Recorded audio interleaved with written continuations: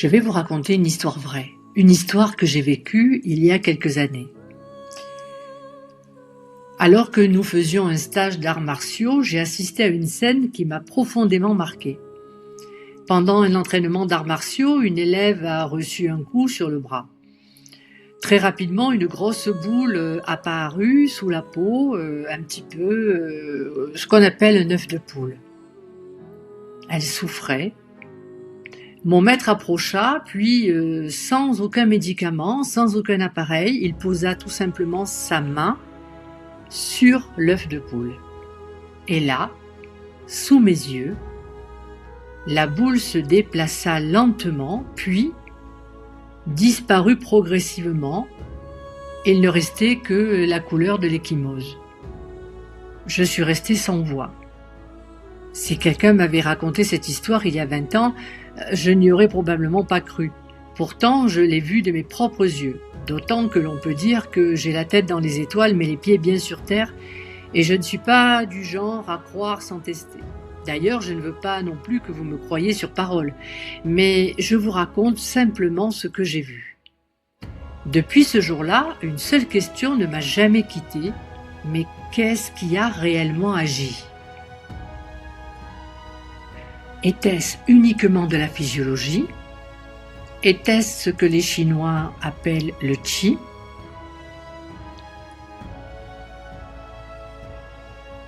Ou bien existe-t-il encore des mécanismes du vivant que nous ne comprenons pas complètement ? Aujourd'hui, je vous propose cette réflexion. Et si le problème venait de notre traduction ? Lorsque les premiers occidentaux ont découvert la médecine chinoise, ils ont traduit le mot qi par énergie. C'était probablement le mot qui leur semblait le plus proche. Mais cette traduction pose un problème. Quand nous entendons énergie, nous pensons à l'électricité, à une batterie, à quelque chose qui se mesure. Or, les Chinois ne parlent pas de cela. Ils parlent d'un monde où tout est mouvement. Tout change. Tout circule, tout se transforme. Nous n'échappons pas à cette règle. Le qi n'est donc pas une chose, il serait plutôt le principe qui permet au vivant de s'organiser et de se transformer. Alors, revenons à notre histoire.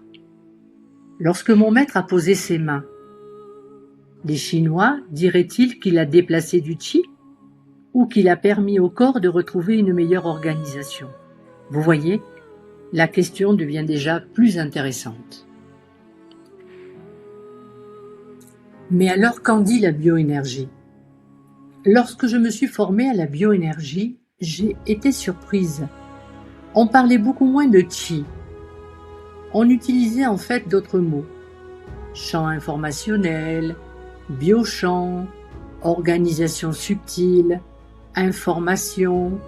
Les mots changeaient. Mais le fond me semblait très proche. Le vivant n'était plus considéré comme un simple assemblage de cellules, il devenait un système extraordinairement organisé. Et c'est peut-être cela qui m'a le plus interrogée. Car, ce jour-là, en regardant mon maître agir, je n'avais pas l'impression qu'il envoyait quelque chose. J'avais plutôt le sentiment qu'il aidait le corps à retrouver son équilibre. Est-ce cela que les bioénergéticiens observent ? Je n'ai pas vraiment la réponse, même si je pratique moi-même en cabinet. Mais je trouve que la question mérite d'être posée. Et la science dans tout cela ? La science moderne ne parle pas de qi. Elle parle de système nerveux, de circulation, de communication cellulaire, de plasticité, de régulation. Elle montre que notre respiration modifie notre physiologie, que notre attention modifie notre activité cérébrale, que nos émotions transforment notre organisme. Alors, est-ce que la science explique ce que j'ai vu ? Je n'en suis pas certaine. Explique-t-elle une partie du phénomène ? Probablement. Explique-t-elle tout ? Je ne peux l'affirmer. Et je crois qu'il faut avoir l'honnêteté de dire aujourd'hui, nous ne savons pas tout. Mais vous, Pouvez-vous ressentir quelque chose? Je pourrais vous demander de me croire. Je préfère vous proposer une expérience.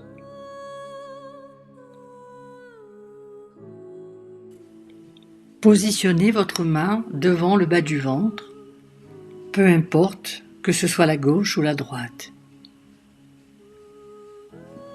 Concentrez-vous sur le creux de la main, le point Lao Gong pour les personnes qui pratiquent les arts énergétiques et pour les autres, concentrez-vous juste sur le creux de la main.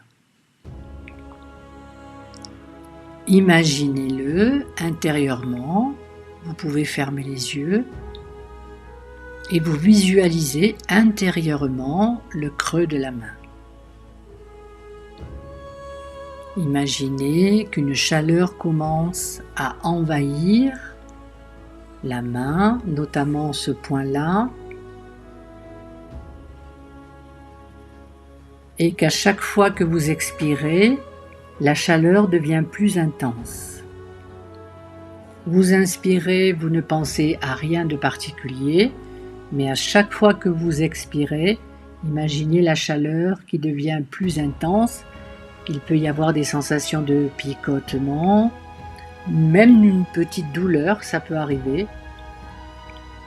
Prenez le temps. Relâchez bien les tensions. Ne cherchez pas absolument à sentir, sinon vous allez créer un blocage. Fermez les yeux et vous visualisez votre main dans votre tête.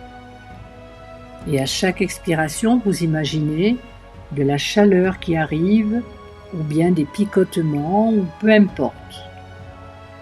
Une sensation.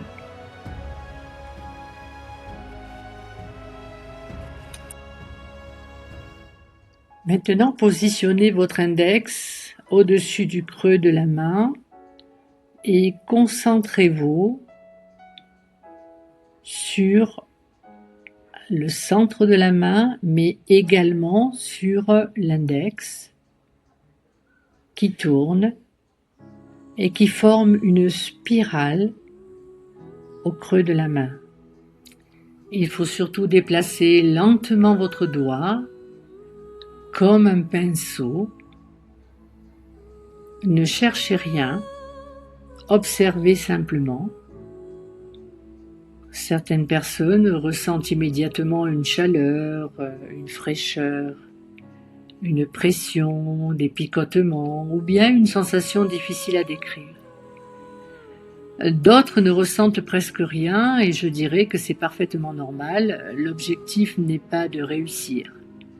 L'objectif est de commencer à observer et de vous détacher.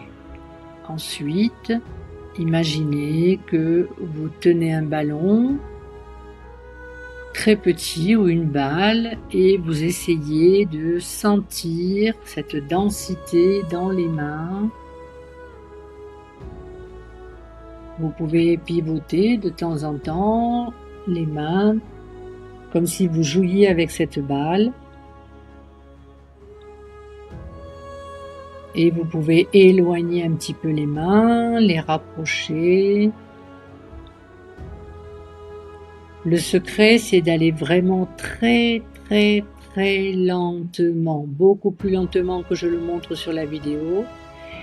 C'est-à-dire qu'une personne qui vous observe ne doit pas voir vos mains bouger quand elles se rapprochent.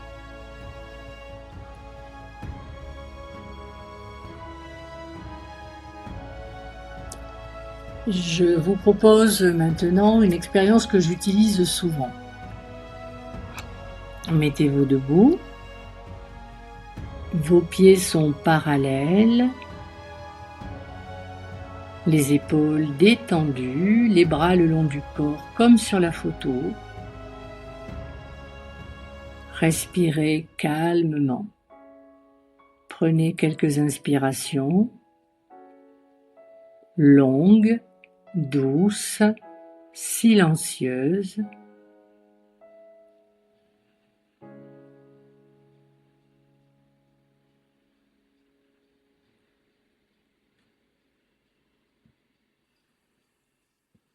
Focalisez-vous maintenant sur l'expiration. Vous allez inspirer naturellement, sans trop y prêter attention, je dirais, mais par contre, vous allez accentuer l'attention sur l'expiration. Imaginez que vos jambes sont deux grands vases. Je vous laisse le temps d'imaginer. Vous avez vos deux jambes bien ancrées dans le sol, comme deux vases lourds posés au sol. À chaque expiration, un liquide dense remplit progressivement les cuisses. Inspirez. Et quand vous expirez, vous imaginez le liquide dense qui remplit vos cuisses.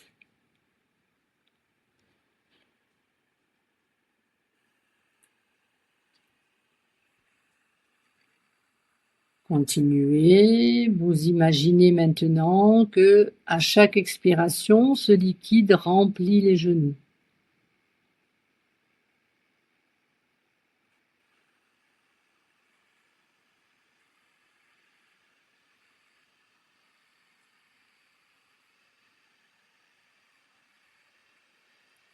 Vous inspirez, vous expirez, le liquide remplit les cuisses, remplit les genoux, remplit les mollets.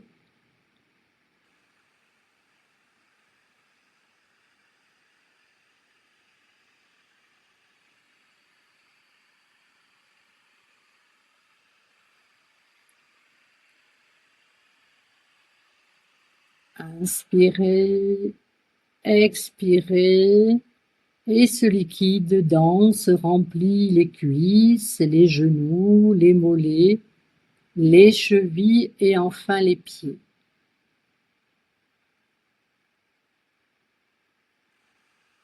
À chaque expiration, sentez vos jambes de plus en plus lourdes, de plus en plus enfoncées dans le sol.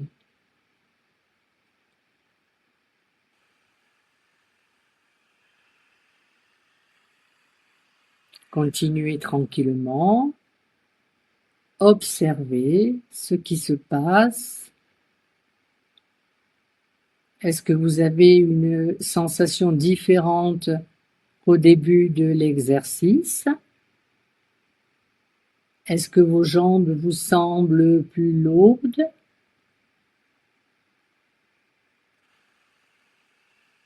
Est-ce que vos appuis sont plus stables? Est-ce que votre corps est plus présent?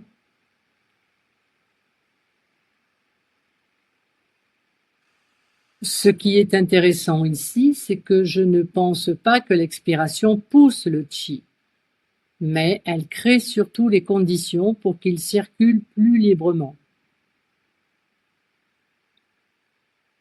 Lorsque nous expirons lentement, nous relâchons les tensions, nous modifions notre état intérieur, nous affinons nos perceptions. Autrement dit, nous ouvrons peut-être les vannes du vivant. Revenons une dernière fois à cette scène, cet élève, cette boule, mon maître. Aujourd'hui encore, je ne prétends pas posséder l'explication définitive, mais cette expérience m'a appris quelque chose. Le plus grand danger n'est pas de ne pas avoir de réponse. Le plus grand danger est d'arrêter de poser des questions. Le qi est peut-être une énergie, peut-être un principe d'organisation, peut-être un langage ancien décrivant une réalité que nous commençons seulement à explorer avec d'autres mots. Je n'ai pas la prétention de vous dire ce qu'il faut croire. En revanche, je vous invite à faire comme les chercheurs. Observer, expérimenter, comparer, puis vous faire votre propre opinion. car c'est peut-être ainsi que commencent toutes les grandes découvertes. Et dans le prochain épisode des Mystères du Qi, nous nous attaquerons à une autre énigme. L'intention peut-elle réellement modifier le fonctionnement de notre corps ?